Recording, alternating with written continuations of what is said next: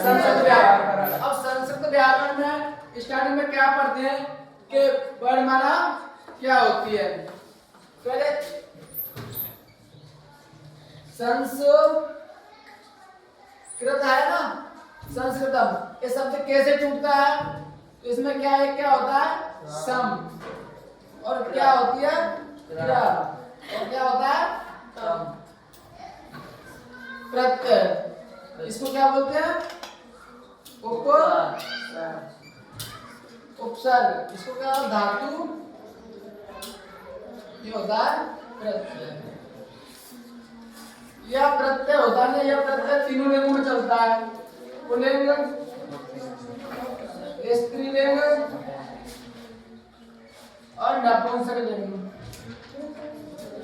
Pulling, स्त्रीलिंग और नपुंसकलिंग, इनसे बनने वाले, कितने प्रत्यय से बनने वाले शब्द तीनों लिंग में चलते हैं, पुल्लिंग में चलते हैं, स्त्रीलिंग में चलते हैं और नपुंसकलिंग में चलते हैं। पुल्लिंग में क्या बनेगा, संस्कृतः, स्त्रीलिंग में संस्कृता और नपुंसकलिंग में क्या बनेगा, संस्कृतम, संस्कृतम। अब चलो, ये तो अपने क्या देख लिया कि संस्कृत शब्द कैसे बना है ना, ये देख लिया। अब इसमें वर्णमाला है। अब वर्णमाला क्या होती है, वर्णों के व्यवस्थित समूह को वर्णों के व्यवस्थित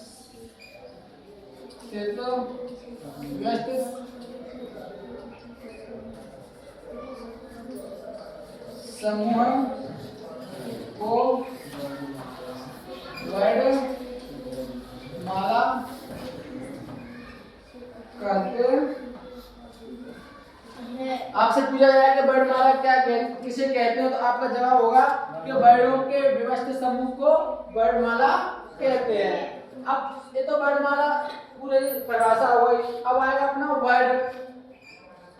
अब वर्ड किसे कहते हैं, कैसे आएगा कि वर्ड किसे कहते हैं, तो आपका क्या, भाषा की वह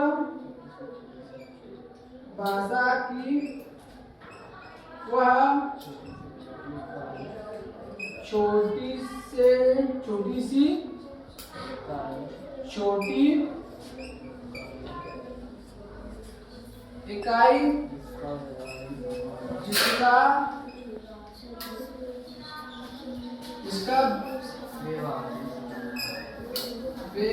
विभाजन संभव ना हो उसे वर्ण कहते हैं। और वर्ड को ही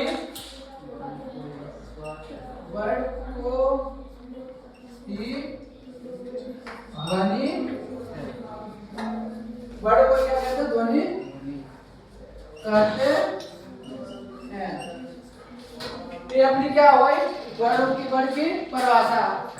वर्ड की परिभाषा क्या है, भाषा की वह छोटी सी इकाई जिसका विभाजन संभव ना उसे क्या कहते हैं, वर्ड। और वर्ड को क्या कहते हैं, ध्वनि। अब ध्वनि क्यों कैसे कहते हैं, अब मान चलो कोई वर्ड है का, तो इसकी तो ध्वनि होगी ना, इसकी ध्वनि होगी ना।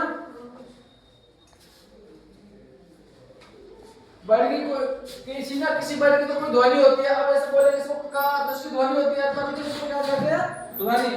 अब तीसरी बात है कि वर्ड कितने प्रकार के होते हैं, वर्ड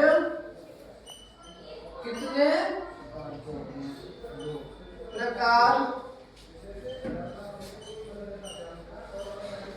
होते हैं, तो आपका क्या आंसर आएगा, वर्ड दो प्रकार के होते हैं। नंबर एक,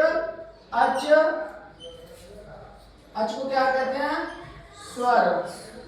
अच वर्णमाला में कितने होते हैं, 13, त्रयोदश। कितने होते हैं, त्रयोदश,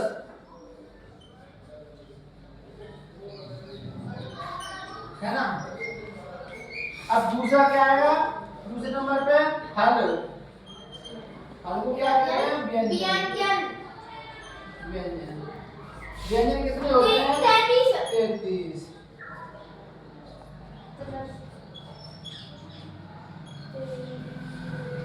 63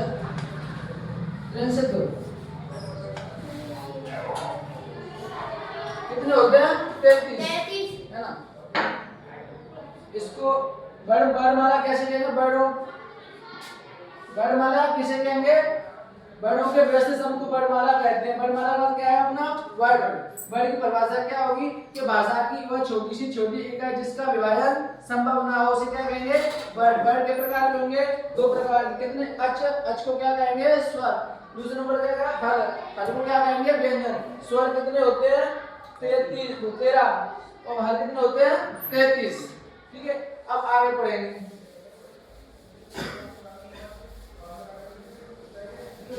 अब कौन से वर्ड पढ़ेंगे? स्वर वर्ड।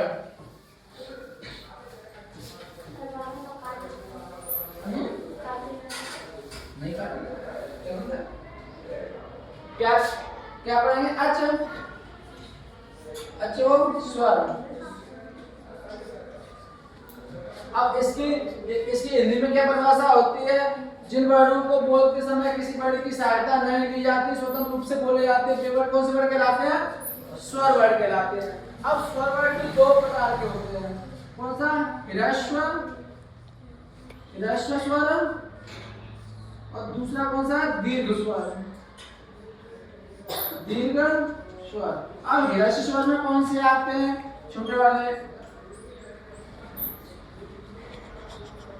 छोटी री और छोटी र। अब पंच 5 होते ना।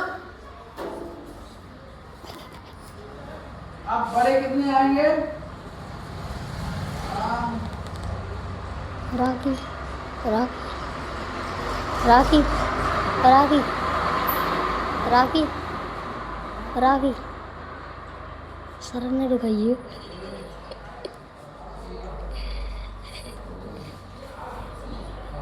जो कितने हो गया? 8। क्या बोलते हैं? अष्ट, है ना।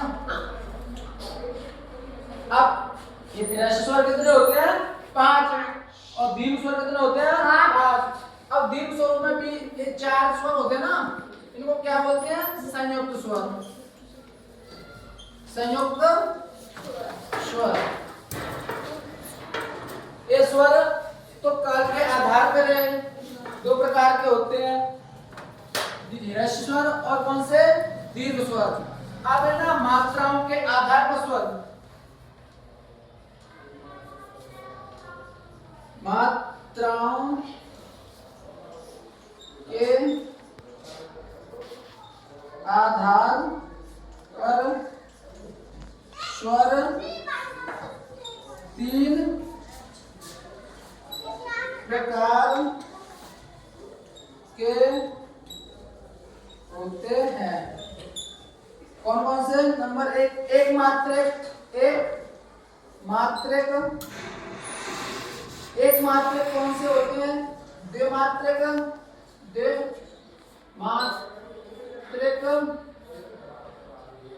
और त्रैमात्रक।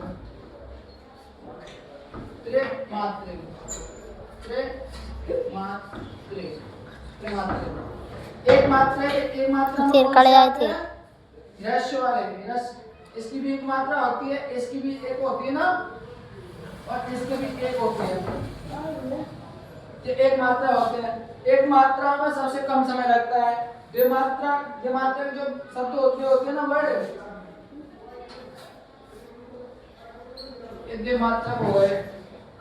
त्रिमात्रक होता है, त्रिमात्रक में खड़िया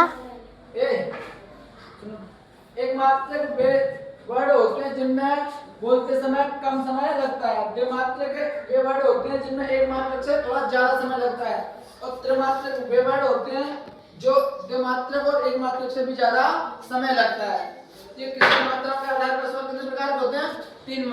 कौन कौन से? एक मात्रक, द्विमात्रक और त्रिमात्रक। ये हमने क्या पढ़ लिया? स्वर।